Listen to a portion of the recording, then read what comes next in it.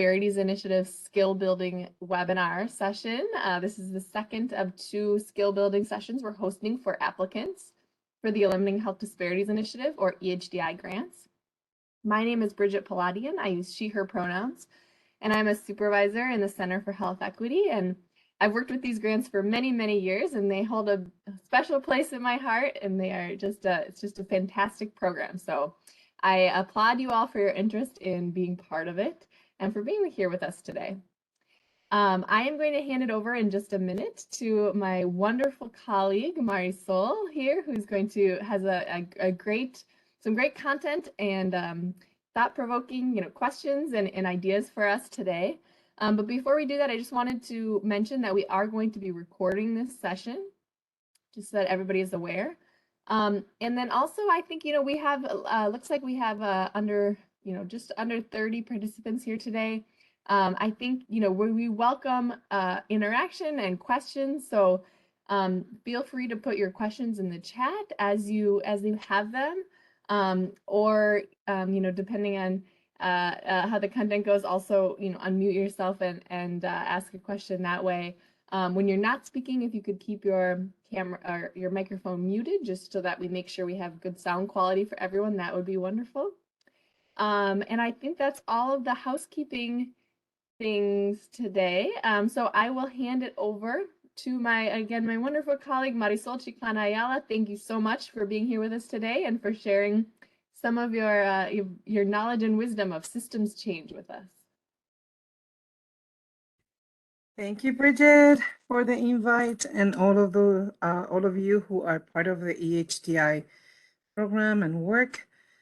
I am very excited to be here today. I remember in 2001 when the program started, and the many things we have learned over the years, and the amazing work that each grantee has done over the years, and the impact of your work in communities is really, really impressive. I was just reading for the second time a report that has a lot to do with your work, and that I recently got to my hands.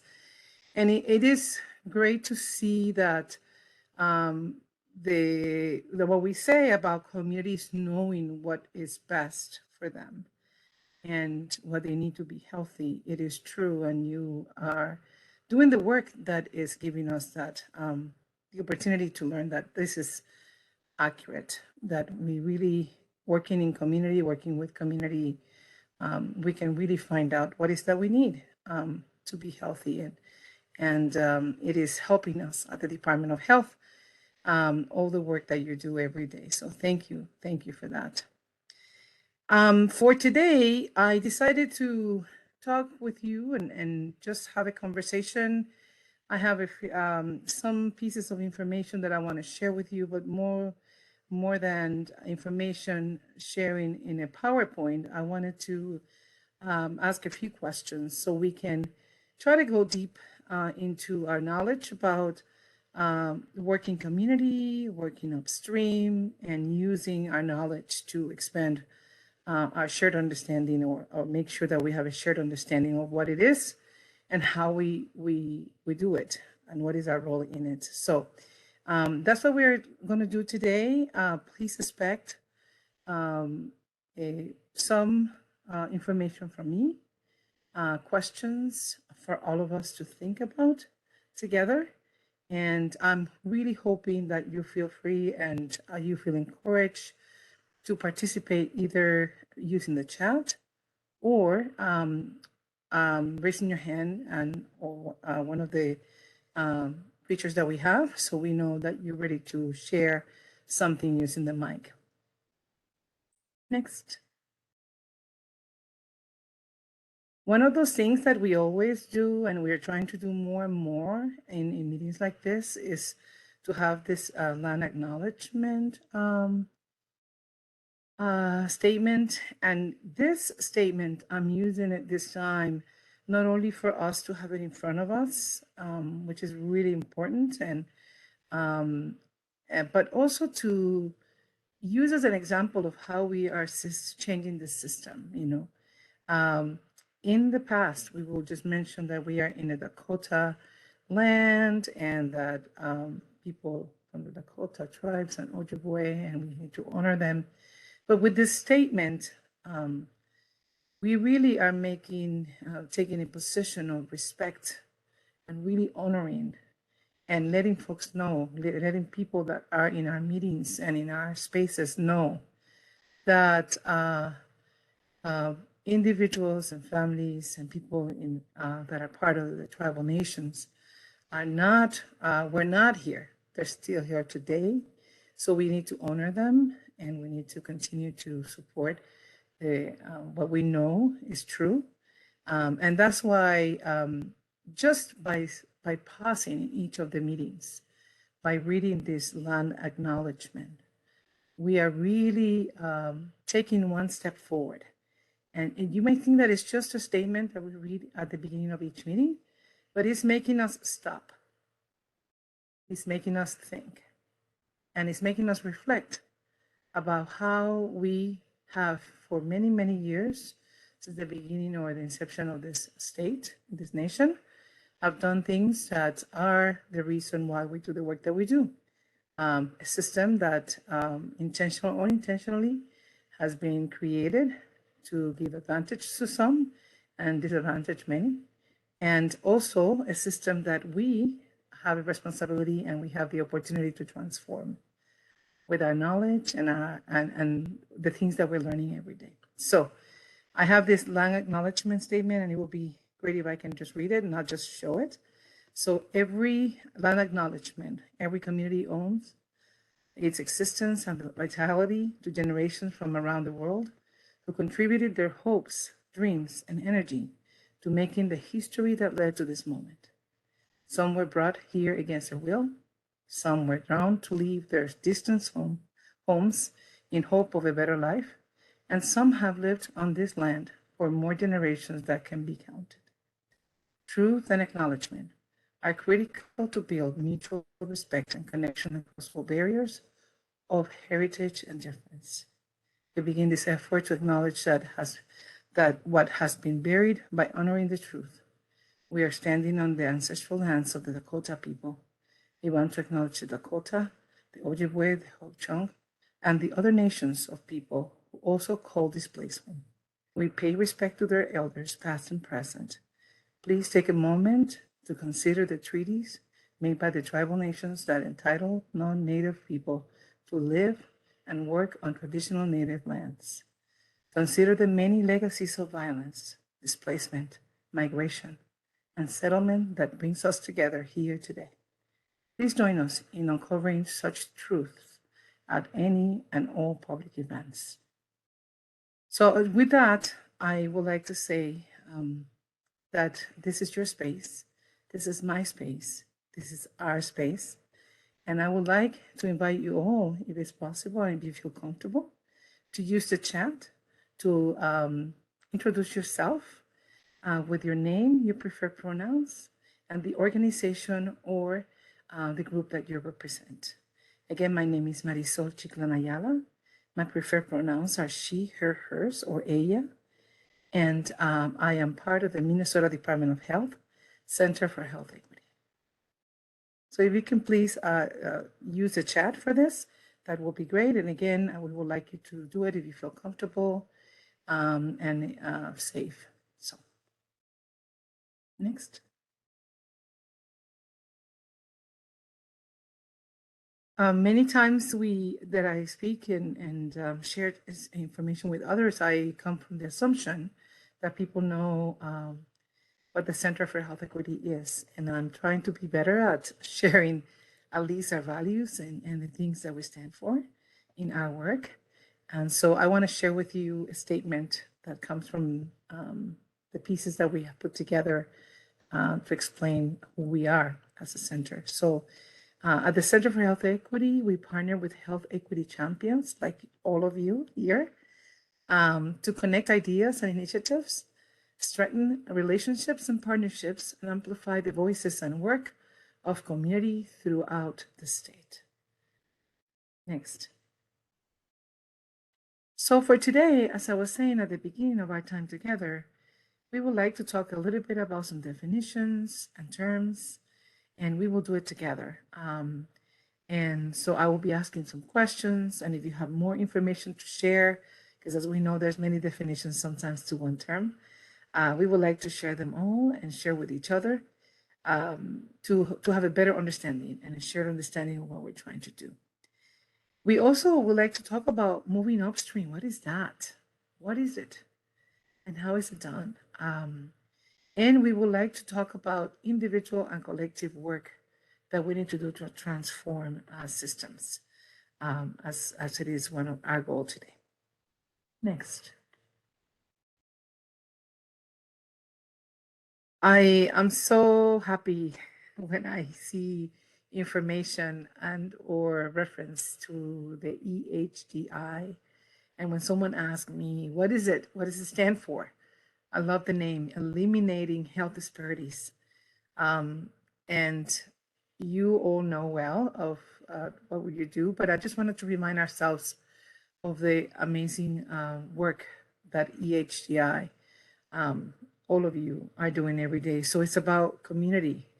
It's about addressing health inequities. It's about populations of color, communities of color, and American Indian communities, and many other communities that we serve. And it's about the 8 priority health areas that were selected at the beginning of the program, knowing that we have expanded and we have changed the focus, and we have now more work to do moving upstream. Next. When I see all of these areas, and I added a few things that may not be part of your work, but really believing that health information and resources is something that you do, I'm sure, all the time and every day. It's part of, it's interesting to see that areas of work, knowing that recognizing these areas of health areas is important. But I also want to mention that I know that you are doing a lot more than this. So knowing that, it's important that we mention that we have to take in place or take advantage of the knowledge that we have about community, and knowing what communities need. We can also use that information to decide what is our role in serving the community, in making decisions that will contribute and help communities, and my role also in changing and transforming systems that impact communities. But we wanted to start here because I know that many of the work that you do is in these health areas, and it's directly with communities. So I want to honor that, and I want to make sure that we start here with all of you. And thank you for those who are sharing information in the chat. Next. So level 1, as we know it, is work in comunidad. You notice there my Spanish came across, and a smiley face, because every time I'm able to say something in Spanish, it makes me smile. So we know that is the working community is about creating, it's about increasing access, it's about individuals, families, and groups, local groups. It's about tools and communication, and it's about leaders, community leaders who are key to our work. You are all leaders in the community, and we know that community leaders are moving the work forward. Formal and informal leaders in communities really help us move the work forward. So that working community, I know you know very well, that's level 1. That is work that will never go away. It is really the source of information for us, not only for MDH, but for, I bet, for all of you too. And for those who are making decisions, who are doing the other part of the work about systems transformation that we know is needed. So this working community really is our framework, and it's really the base of everything that we're going to be talking about today. Next.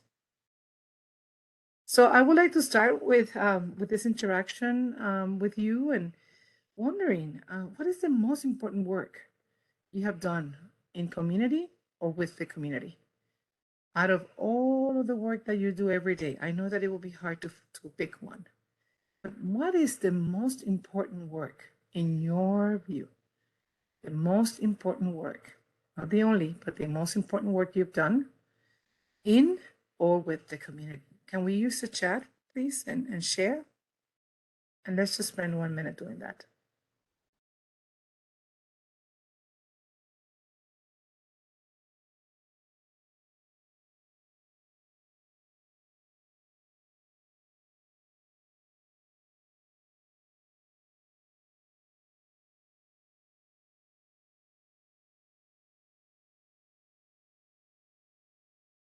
This is the most important work you have done in community or with the community.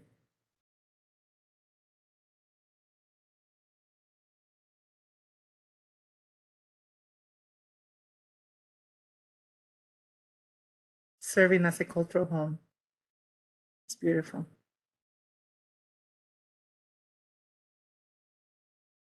MAT program for people with OUD. That's great. It's a live neighborhood. Beautiful.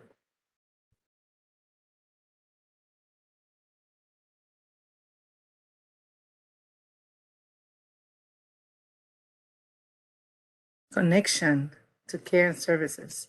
Thank you. For young people living with HIV.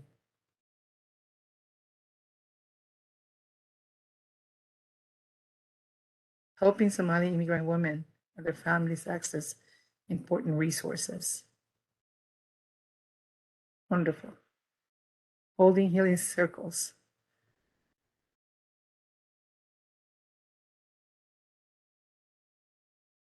That's really great.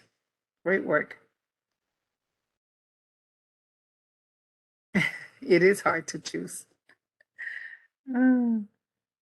Creating opportunities that demonstrate that change is possible. Yes, that's what we're doing today. Restoring human dignity. Wow, that is deep. Thank you so much for sharing. Helping folks get resources like Rent Help and others. Really, really wonderful work. Thank you so much for sharing. So that is the work that we do at level 1. And I know that you're a great resource for examples in this area. And again, we cannot forget that because we're moving upstream, we have to still make connections or keep that connection with what's happening in the community. As someone who is exploring that area of systems transformation, systems change, I have to make an intentional effort to keep an ear and a presence in the community or communities that I live and work and collaborate with, in order for me to have information, experiences, and kind of a source of what's happening in community to bring to those that are working in systems transformation. We don't want to lose that side of things. One cannot work without the other, and so it's important that the work that you're doing really is supporting and is going to continue to support the work that we're trying to do in systems transformation. And we hope that you are already, if not, you will be encouraged to participate in the work that is about transforming systems. Next. So the way I see it, and I believe that many of us working in health, public health, social services, and in community see it is we have that first level, which is direct work with community, in community, for community, on behalf of community. And then there's a second level for me that is about kind of changing some things, making some decisions, helping those that are making decisions in terms of funding or programming or designing initiatives for communities. So not only doing the work firsthand, but kind of influencing and working with people that are making decisions, creating these programs and initiatives, distributing funding, really working to help us. I know that you probably have been part of maybe an RFP process, the request for proposal process, or maybe a distribution type of funding distribution process, or maybe in a session to provide feedback to the Department of Health or maybe other organizations who are seeking the input from community to maybe change some of the things that we do at our level. Our level. So this level, the second level, is also really important because many times when things in community are not working, there's an interaction between people in this level and people that are doing work directly with community. And so it's important that we keep working on these pieces together. So when we think about the program creation and design, we have seen now that the information that we get in community is informing us if a program or an initiative is working or not. It's really changing the way communities are getting these resources or the outcomes that we look for. And it is important to keep that dynamic happening between the first and what I believe is my second level or my middle level before I really get to the upstream sources. So let's keep that in mind, that we have the possibility and the ability and the opportunity to influence this middle level that is really, really, really important too. Next. So when we talk about upstream, what is it? Is the question. And how do we do it? And I want to start, I have a definition and some points that I will share with you. But when you hear this, moving upstream, what does it mean for you? Not a big definition, not a big conversation, but tell me a phrase or a word that when you hear upstream reminds you of. So when you hear moving upstream, what is it? What can you tell me? It's in your mind. A word or phrase or sentence that can tell me what do you think moving upstream means? And let's use 1 minute of our time for that.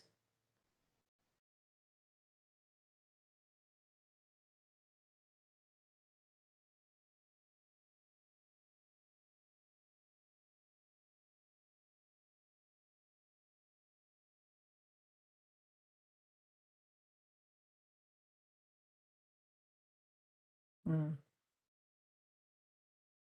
Yes, go into the source.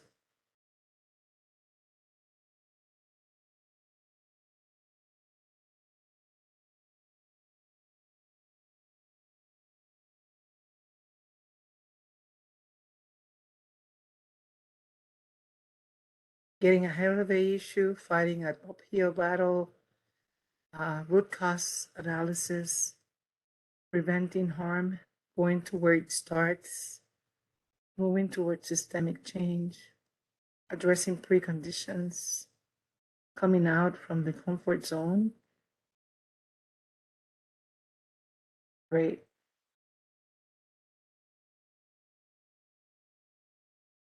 Thank you for sharing. And yes, when I remember when I am originally from Puerto Rico, and when I came to live in Minnesota, I'm still learning English, I think, but I was learning English, a lot of English then. And one of those concepts that was hard for me to conceptualize, understand, was this moving upstream. And someone shared with me a visual or a story about having, the opportunity to change things that are happening to community, my community, if people who are making a law or making a policy and implementing that in a way of a procedure uh, could hear or know the impact of their work. And that's why I insist that for those who are doing systems change, systems transformation work, it's important that they also keep in touch with what's happening in community, so they can be informed and influenced by the truth that is happening in community. So I want you to know that all of these words that you share with me were not in my mind. I was trying to figure it out what moving upstream meant at the time. And I think that it's important that we talk about it because for those who are working in a system where these words are used easily, and maybe we understand what it is and we understand perfectly what it is, but we want to really involve others in community who can also be great sources of information, influence, and change, to also understand the impact of the work if they understand the concept of upstream. So I'm going to offer a few words that will let us know a little bit about the what. What is it? Next. So I think let's do the next one before I do the how. I think that I maybe, yes. Sorry, Christy, I think that I will have to go back to the how in a minute. But when we think about systems transformation, we need to think about intentional process. It's not by chance. It doesn't come out of nowhere. It's really intentional. We know that I was just listening today to a seminar, and they were talking about some of the laws that we have created and passed in the United States, and they were intentionally created to harm. Intentionally created to harm communities of color. And it was interesting for me that we sometimes do not think about that there's intention behind this law. So there's not bad intention behind a policy that is created. May not be, but if the impact of that law, policy, or procedure is negative in the community that you're trying to serve, it's time for you to change it. It's time for you to transform whatever you created that is not working for the community. So there must be an intentional process to create something, to develop something that includes the voice of community, that includes the voice of leaders, that includes the voice of those who know what is the need for this particular law or policy before it is put in place or before it's voted on. So because that intention can create really an outcome that could be a very good outcome or a very devastating outcome for communities. It is design, it's a design, or whatever you do, a system that is designed to transform things. So it's at that level. It's at that level of laws and policies and standards that many times we don't even think about them until you have to apply them in your life. So think about your neighborhood and some of the laws and the things and the policies that you have in place that you must follow. And if you're not aware of those, the consequences of that.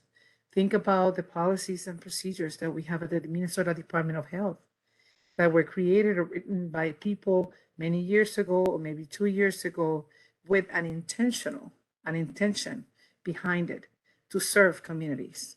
Hopefully not to harm, but with the intention of serving communities. And it's complex because you have many different key players in the creation of a policy, different steps this policy goes through, and also approval process that could really change the outcome of something that you created with the community. So it's complex. It's really different people that are responsible for this and really are, can really make a difference in what that policy or law is created. And the difference between the middle level and this level is that in the middle level, you're thinking about maybe a program, an initiative, a programming or something that is happening at a local level or maybe with a group. When you talk about systems change, it goes beyond that. Like someone was saying in the chat, it really has an impact that is large scale. And I just share with you a couple of systems that we have in place.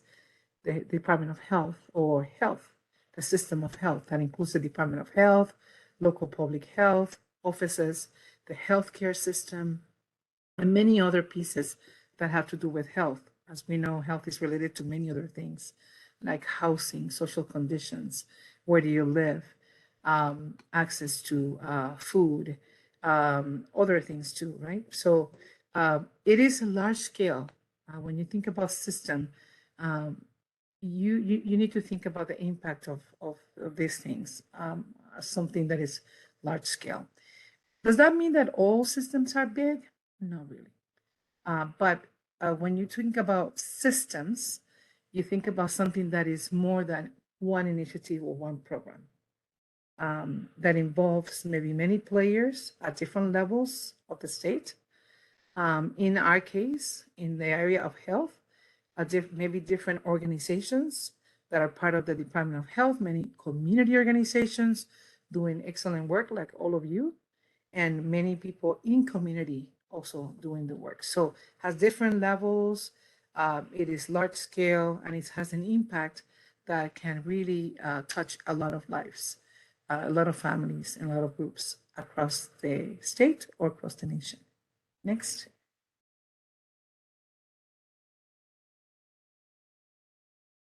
So now looking at the how, and you have seen this before because this comes from one of the slides of your program. We think about, and we start in this in the last square at the bottom, right? Address individual or family level risk, protective factors, and the work that we do in community. And then we talk about organizational institutional change.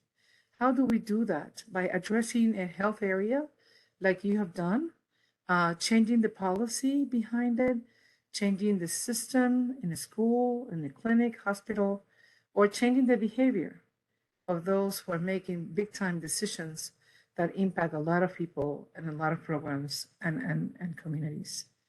And we also have to take a look deeper, have a deeper look at what is causing this situation. Someone in the chat was talking about that. When we talk about root causes, it's like, what is really the reason for this? And the reason why someone decided to write a law or a policy to address that need.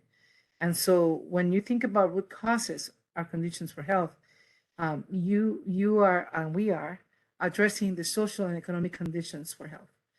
And we talk about a lot about health many times as a side issue. Many people that are from where I come from think that maybe health has to do with going and visiting the doctor, getting your meds, taking care of yourself. And then when I came to Minnesota and I started working at the Department of Health, I found it interesting that we were talking a lot about healthy eating and being active, physically active, and that health. And later on, and as you know, we have a report that we wrote with the help of community in 2014, was published, Advancing Health Equity Report, in which we identify that health is not only that, it's a lot more than that. That the social determinants of health or the different conditions, different systems that contribute to our health also need to be taken into consideration, and many times provide that the root causes of some of the issues that individuals, families, and groups are facing today. So social and economical conditions for health that we sometimes refer to as social determinants of health. It is something that is often happens by changing local, regional, or state policy, changing the way systems work, or changing the environment people are in. Next. Next. So I would like to ask the question again, and very soon we will be opening to comments and questions from you. But changing my mind and my role, knowing that I am playing a role right now, I am too, as a volunteer in my community, as a leader. I do work directly with community.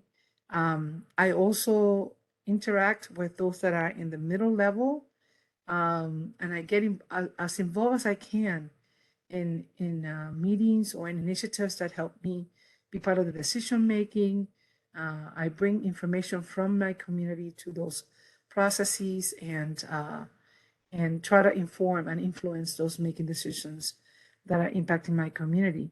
But in the area of systems change, that large scale, intentional, complex work of systems transformation, what could I do to transform systems impacting my community? Is the question. What can I do? And the question is, what can I do? But I want to encourage you to think about you not only as an individual, but as part of a collective. You as part of your community, you as part of a group of leaders, you as part of the, in my case, the Department of Health. What can I do to transform systems impacting my community? And I would like to use another minute for that. And we can use the chat to put your answers and to share with others. What can you do to transform systems impacting your community?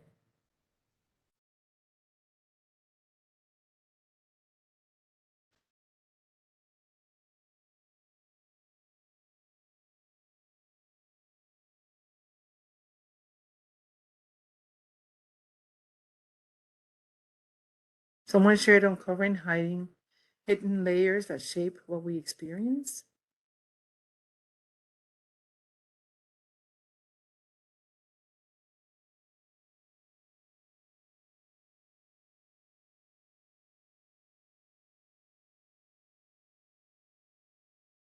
What can you do? What can I do?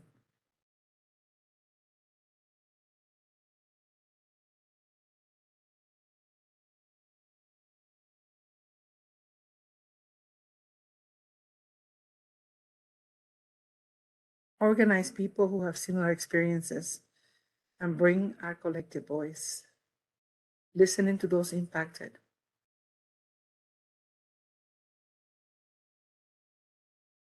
Lobby and advocate for social determinants of health to be addressed. Advocate for change by speaking truth to power, publicizing the issue and suggesting solutions. Advocate for change by speaking the truth.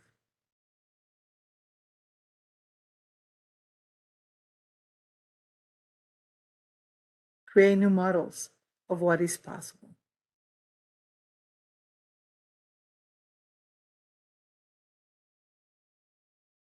Someone who in communities, sometimes we were talking about systems transformation. I am part of a new team at the Department of Health, community engagement systems transformation team. And our work is very interesting and is challenging, and it has many opportunities for growth because we are looking at engagement as a mechanism to also transform systems. And so we are redefining that, finding out within the Department of Health, how can we take a deeper look at our system within the Department of Health? What are some of the things we need to take a look at, change, influence, or transform to better serve communities? And in one of the conversations that I had with community last week, someone was saying, the way I'm doing this, what I will do, I'm going to run for office. And so it was great to hear that, and it was also there was also this comment. Well, for those of us who are not running for office, do we have a play? Do we have a role? that we can have in systems transformation. And of course, my answer is yes. There's a lot that we can do to transform, to influence, transform, and change systems that we are part of, and systems that are impacting us, our families, our communities, and our state. So there's a lot that we can do. Running for office was a great idea, and there's a lot more we can do. Identifying solutions and limitations to educate ourselves, to work together rather than separate by labels or differences. Thank you so much for that.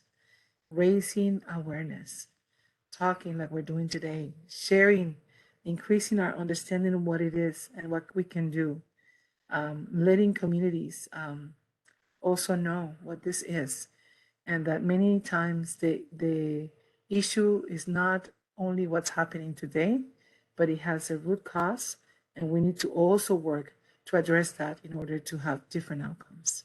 Next.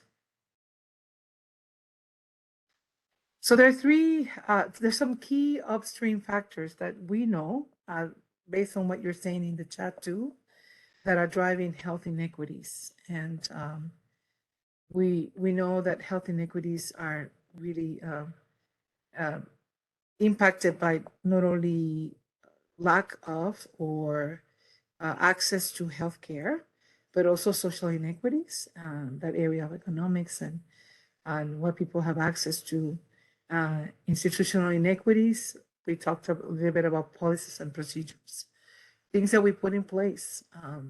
Many times we ask the question, so who thought about this, and what is this law here, and why this law has some exceptions, and why we're not all included in this particular benefit or law that someone wrote. We have to ask those very difficult questions to make sure that we address systemic inequities. And of course, living conditions, which one of those examples is housing, a big one for Minnesota, dealing with housing issues across the state. Next. So I'm going to stop now. We have 15 minutes, but I would like to open up our space for comments, questions about this. What else do you want to do in this area of systems change?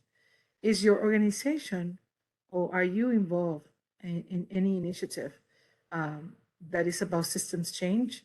If anyone wants to share, I would like to open the mic, and this is the opportunity for you to share.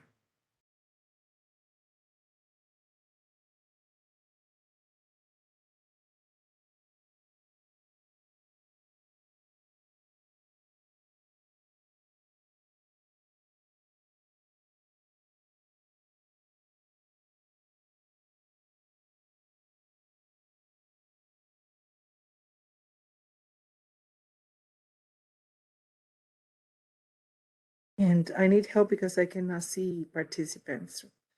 If someone, I'm not sure if someone is ready to share. What are you or your organization doing in this area of systems change? Any examples you want to share?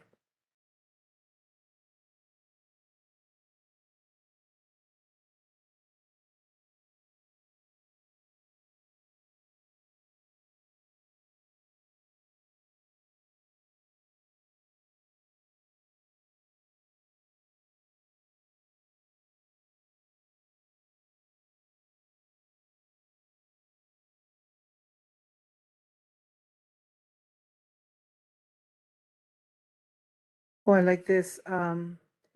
Grassroots advocacy, organizing, getting out to vote, and educating the public.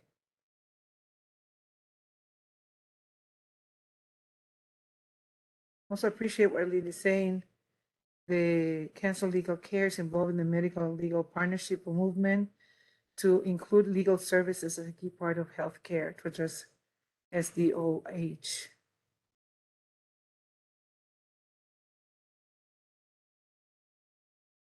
Any of you would like to share a little bit more about your work?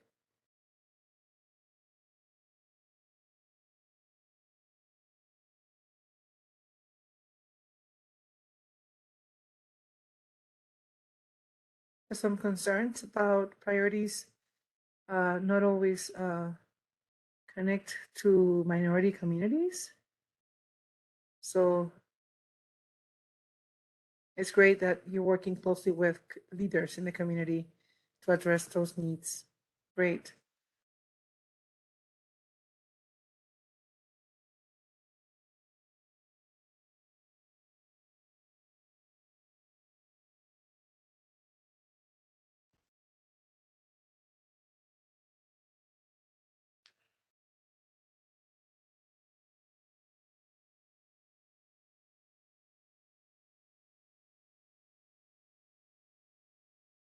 Thank you so much for your time today. I would like to invite you all to think about not only the work that you're doing now, but how is that connected to upstream work, and really encourage you all to know that you play a very important role in the area of changing systems and transformation, and you can really use the information that you have, that you learn every day in your working community, to really influence us, influence those working in systems change and transformation, so we can have a different side, different type of outcomes. Minnesota is proud to say that we have, very high, we're very high in health outcomes, but the reality is that many of the communities in Minnesota, people of color, American Indian, and others, are not in those categories. We have really to do more to ensure that all of us have the same access to resources, that the procedures and policies and the systems that we have in place take into consideration the many diverse, multicultural communities that we have in our state, the needs that we have to really participate fully in the life of the state. And we can play a very important role as EHDI grantees and the EHDI champions to change, influence, and change folks that are working at that system level to really transform lives. I'm going to pass this to the mic to Bridget again. Thanks again for this invitation. Hope to continue to be in touch with all of you. And I really appreciate your time today.